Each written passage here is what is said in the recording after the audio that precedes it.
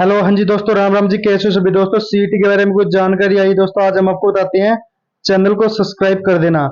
हरियाणा कर्मचारी चयन आयोग ने सीईटी 2022 से जुड़ा भर्ती मामला हाई कोर्ट ने रिव्यू याचिकाओं पर सुनवाई शुरू हुई है और सुप्रीम कोर्ट के अपील का निपटारा करते हुए हाई कोर्ट ने समीक्षा याचिका पर फैसला करने का आग्रह किया था। पंजाब और हरियाणा हाई कोर्ट ने हरियाणा कर्मचारी चयन आयोग से मांगी सीईटी 2022 के संशोधित रिजल्ट की प्रकाशन की विधि। तो इसमें कुछ जानकारी दोस्तों हम आपको बताते हैं। तो उसमें बता रहा कि खंडपीठ ने कुछ बिंदु पर स्पष्टता की आवश्यकता बताई है। खंडपीठ ने अंतरिम आदेश में लिखा कि प्रतिद्वंदी पक्षों पर प्रस्तुत प्रस्तुतियों के आधार पर हमने पाया कि कुछ तथ्यात्मक पहलुओं पर थोड़ी और समझता की आवश्यकता होगी। यह सामान्य पात्रता परीक्षा सीटी परीक्षा आयोजित करने का विज्ञापन ये 17/6/2022 को जारी किया गया था और लिखित परीक्षा 5/6/11/2022 को आयोजित की गई थी और परिणाम स्वरूप परिणाम 10/1/2023 को घोषित किया गया था और परिणाम बाद में 25/7/2023 को संबोधित किया गया था, जो सामाजिक आर्थिक मापदंड के लिए 5 अंकों के लाभ पर आधारित था। राहुल और अन्य द्वारा दायर रीट याचिका में 25/7/2023 को घोषित समझौती परिणाम को रद्द कर दिया गया था और एकल न्यायाधीश के इस आदेश को एलपीए 1037/2023 की अपील में पारित किया गया था और एलपी बेंच में मुख्य रूप से अंतरिम आदेशों के 2 सेट पारित किए गए थे। पहले सेट में ग्रुप 56-57 के संबंध में स्टेज 2 परीक्षा यानी सामान्य पात्रता परीक्षा 2 के आयोजन की अनुमति देने वाला एक आदेश पारित किया गया था, जिसमें अभ्यर्थियों ने सामाजिक आर्थिक मापदंड का लाभ उठाया था और दिनांक 19/12/2023 को डिवीजन बेंच के अनुवर्ती आदेश में आयोग को सामाजिक आर्थिक मापदंडों का लाभ दिए बिना घोषित परिणाम के आधार पर सामान्य पात्रता परीक्षा 2 के साथ आगे बढ़ने की अनुमति दी थी और समीक्षा आवेदनों के अनुसार उनका परिणाम डिवीजन बेंच के ऐसे अंतरिम आदेश के अनुसार घोषित किया गया था। उन्हें सामाजिक आर्थिक मापदंडों का कोई लाभ दिए बिना ही चयनित और नियुक्त किया गया है। तो और भी कुछ जानकारी हम आपको बताते हैं। तो इसमें बताया गया है कि हरियाणा कर्मचारी चयन आयोग सीईटी 2022 से जुड़े भर्ती मामले पर पंजाब या हरियाणा हाईकोर्ट ने रिव्यू याचिकाओं पर सुनवाई शुरू कर दी और सुप्रीम कोर्ट ने अपील का निपटारा करते हुए पंजाब या हरियाणा हाईकोर्ट में समीक्षा याचिकाओं पर फैसला करने का आग्रह किया था।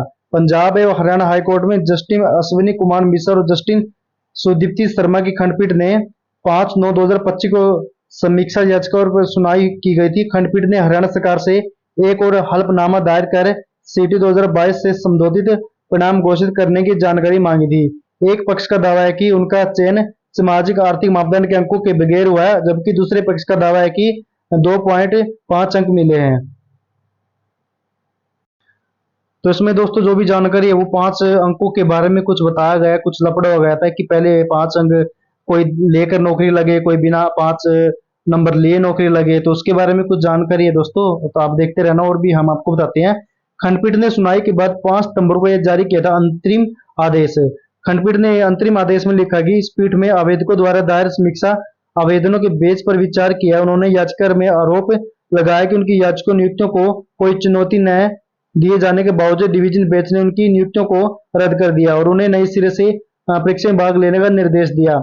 यह तर्क दिया गया कि ये समीक्षा आवेदन रीट कार्रवाई में पक्षकार भी नहीं थे।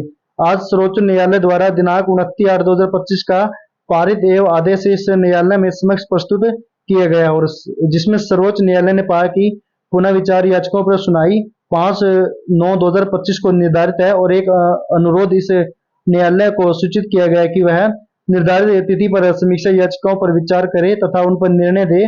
मामलों पर निर्णय लेने के दायरे से हमने समीक्षा आवेदन पत्र का भी लंबी सुनी है। तो और भी कुछ जानकारी हम आपको बताते हैं।